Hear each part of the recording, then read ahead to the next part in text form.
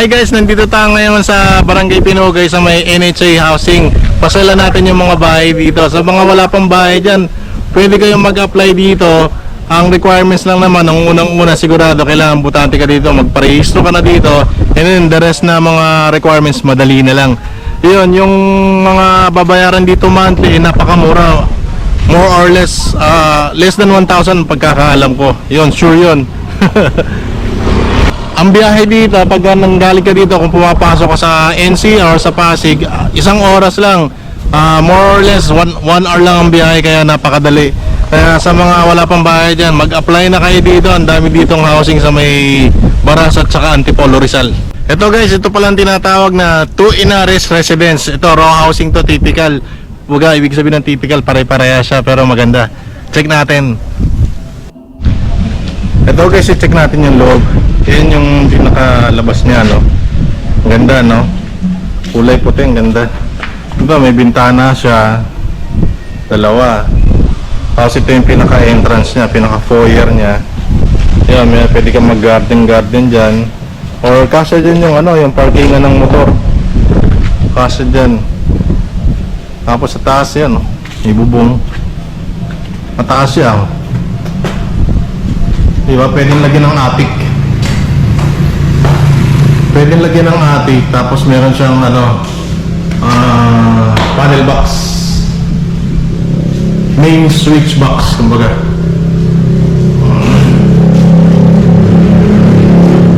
Meron mga saksakan na naka-ready.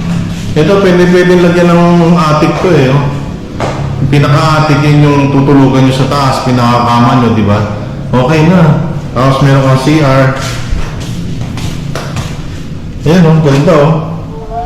Yung ventilation ng CR nyo nasa likod, oh. Ayan, oh. Ganda, no? Okay na. Tapos may lababo. Saka maghuhugas. Saka ka rin magluluto. Laki ng bintana, oh. Ganda yung ventilation. Tapos maglalaba ka. Dito ka sa labas. Lalaba ka. Okay na. Oh, may mga kapitbahay ka pa dyan.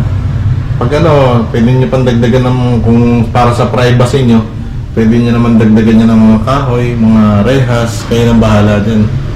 Oh, sa India nga, mga, walang pintuan eh, no? Sa India. May part sa India na walang pintuan. Yan, ito, maganda na to.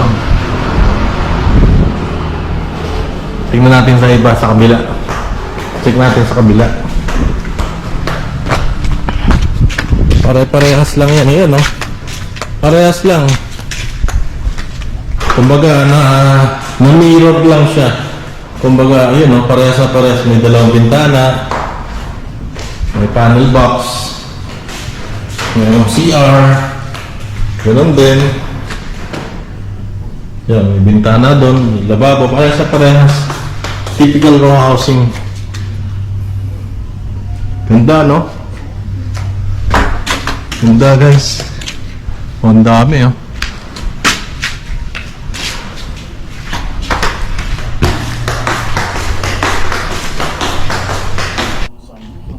Ito guys, kung titingnan natin, pare-parehas lahat yan.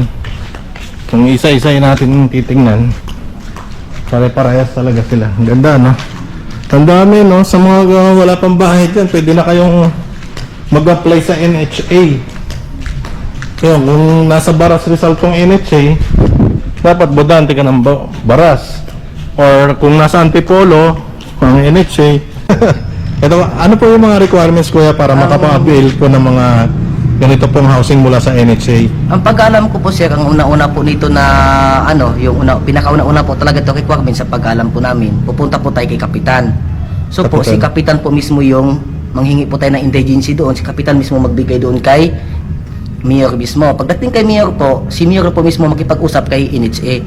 Po kailangan po kumpleto yung requirements madala mo. May 2x2 picture, family picture, tapos may ano pa yon, yung birth certificate, kung kasal kayo, kung ilang anak mo, kailangan kumpleto po yun siya.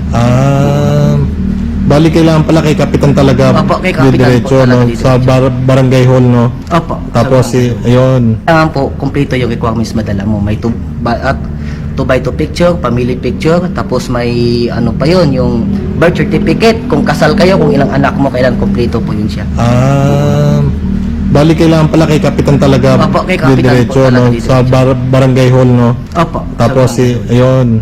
Kasi pagkakaalam ko yung iba, direct pupunta sa NHA magpapasa ng requirements. Hindi po pala Hindi ganun. po pwede, sir. Pagka bumalik ka po sa NHA po nang papasa ka requirements, ang sasabihin ng NHA po, sir, wala silang slot. Opo. Kailangan po talaga dadaan ka sa barangay, papunta kay mayor. Pagdating po ng City Hall, ang City Hall mismo po makipag-usap doon sa Opo. mismong yung NHA. Ang Okay. NHA na po mismo magtawag si mayor kay NHA, si NHA na po mismo ang magbibigay ng lot. Opo. Tapos sir, ang totoo po nito, mayroon tong tayong tawag nito, may tawag to siya na CI. Opo. Kung makapasa ka po sa CI, may bahay ka po. Pero Opo. pag CI po na medyo may bahay ka na talaga noon, tapos magandang bahay mo, Opo. pag CI po, di ka makapasa. Ayun. Ganun yung ginagawa po nila. Ayun. Sa mga wala pang bahay dyan, yun, sundan nyo lang natin yung pinayo ni Kuya para maka-avail tayo.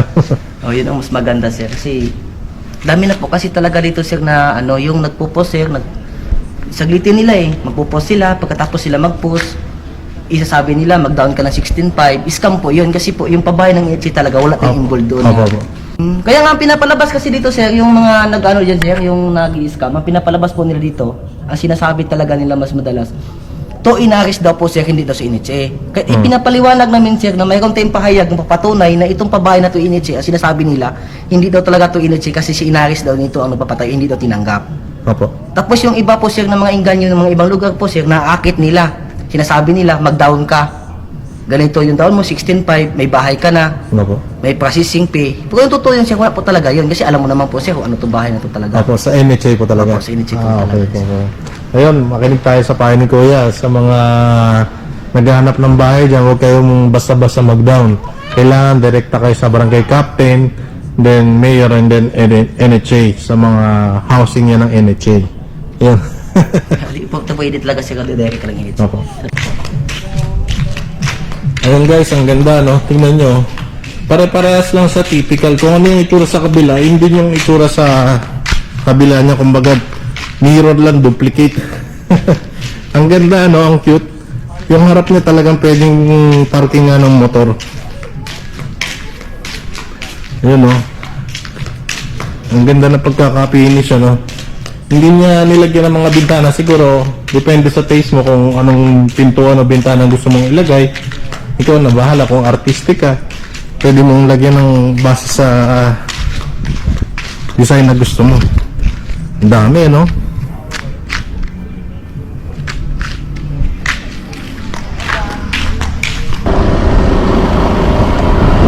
Ayan guys, ang ganda, no? Isang oras lang ang biyahe dito, simula dito hanggang Ortigas. So, more or less 1 hour kung saan ka man sa Metro Manila ang biyahe. Pag motor ang gamit mo, okay na, no? Kesa naman sa taga Pasig ka nga, taga Marikina ka nga, taga Quezon City ka nga, pero lagi ka naman natatraffic sa biyahe. Ganun din, minsan matatraffic ka pa ng 2 hours sa sobrang traffic, di ba? Pero dito, ang way nito sa Marilaki, sa Marcos Highway, walang ka-traffic. Napakaganda. Talagang napaka-ideal na tirahan. Kung ito yung tipong tao na mahilig sa mga tahimik na lugar, ito yung ideal talaga.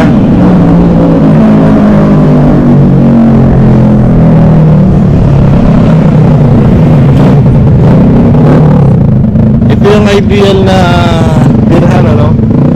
Masarap ang hangin, sariwa. Yan guys, ano, ang ganda, no? Ganda ng view, may bundok pa doon sa dulo, no? Napakatahimik dito. Sariwa ang hangin. Talagang mare-relax ka. Walang baha. Oh. Ang ganda ng tanawin, sariwa ang hangin, may magandang puno, magandang tanawin.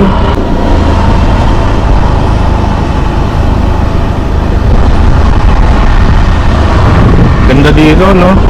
Napaka-ideal na tirhan.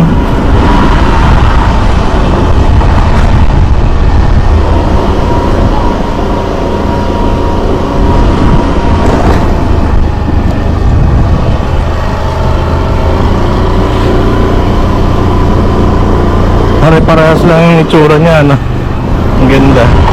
Ikaw, pag matagal ka nang nakatira dito or talagang totally awarded sa una, award yan. Tapos after a year, many years, magiging talagang sayo na after mo magbayad yearly or monthly. Magiging sayo na yan. Pwede mo nang pataasan yan. Lagyan ng second floor, lagyan ng third floor, di ba? Ganda eh. ECCI pala nila yan kung talagang deserving ka na makatanggap ng housing, kasi kung may pera ka naman pambili ng lupa at saka bahay, hindi ka rin mabibigyan ng award. Pero kung talagang walang-wala ka, yun, namamasukan ka lang, ayun, ECCI nila, malalaman nila yan, ma-awardan ka na deserving ka na magkaroon ng bahay.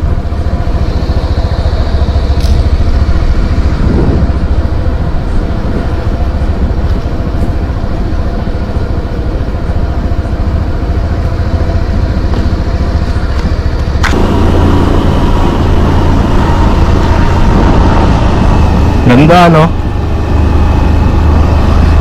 Ang access pa niya pa Metro Manila, 1 hour more or less. Napaka-ideal. Walang traffic kasi sa Marilaki, walang traffic dyan. Hindi nata-traffic yung mga motorista dyan. Pagdating lang doon sa Masinag, doon lang nagkakaroon ng traffic. Konti lang, saglit lang, oh, go na kaagad. Sa traffic light lang. Kaya napaka-ideal, lalo na pag weekend. Talagang mare-relax ka dito.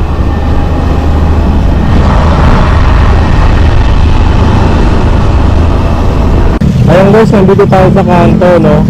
Pag diniretso mo yung ano na yan, kalsada na yan, labas mo dyan sa Alphamart.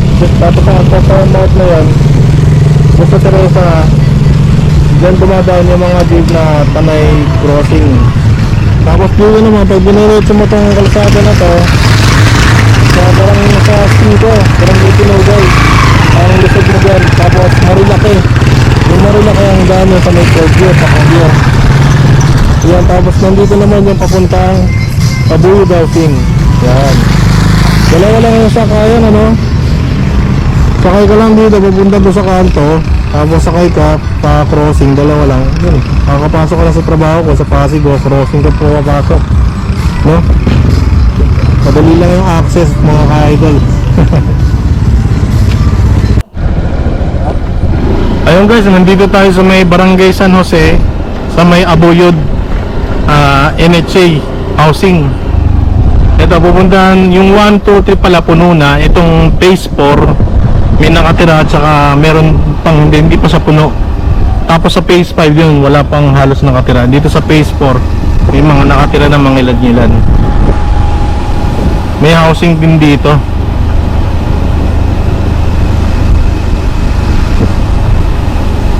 Yan guys, so nakikita nyo may mga sakyan na, yun no.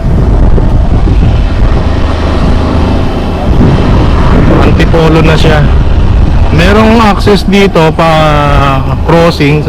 Labas ka lang doon sa labas, may sakay ng tricycle. Tapos sa may Alphamart sa Teresa, yun, may sakay ng crossing doon, pa-crossing at saka patanay.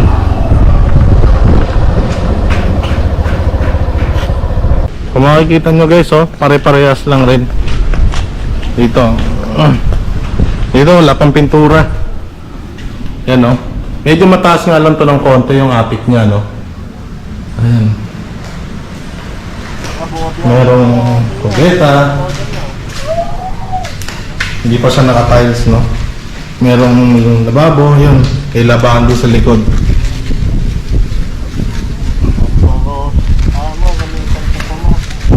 Dami ng halaman, ano. Yan, ganun din sa kabila, pare-pareha siya, typical row housing. Ang ganda, no?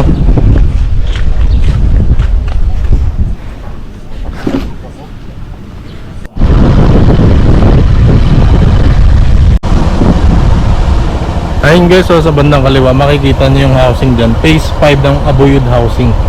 Tara, puntahan natin.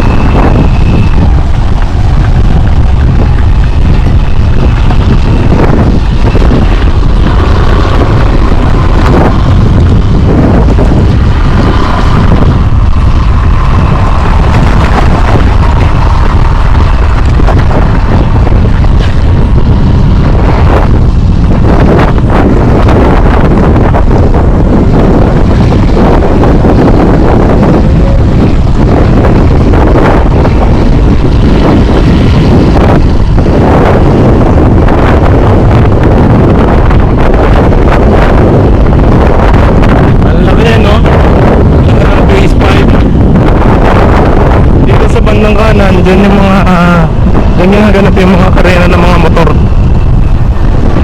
race track ng mga motor.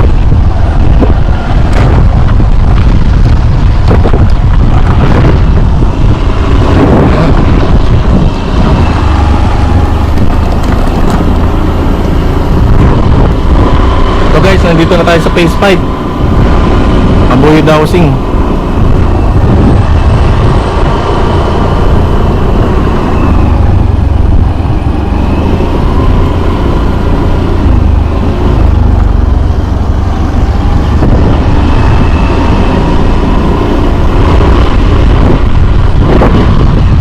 Kita nyo guys, oh, ang laki, no?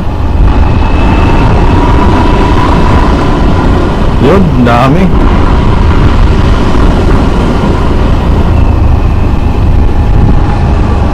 Dami, no?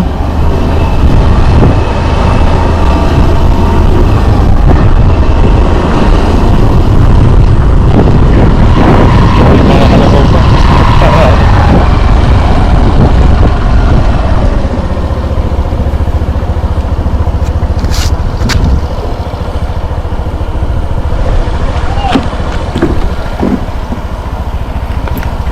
Silipin natin yung loob ng mga pabahay dito. Ayan, medyo madamo na, no? Ganun din, ano? Parehas lang. Typical talaga siya.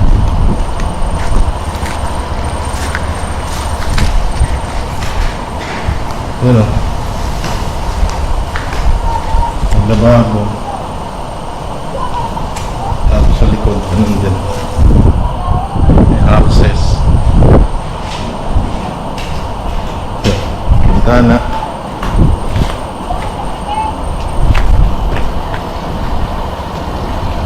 Dami, nasa mga wala pang bahay dyan, apply na kayo dito. Kung wala kayong sasakyan, pwede kayo mag-tricycle papuntang Alphamart. Pagdating sa Alphamart, pwede kayong mag-jeep Crossing United.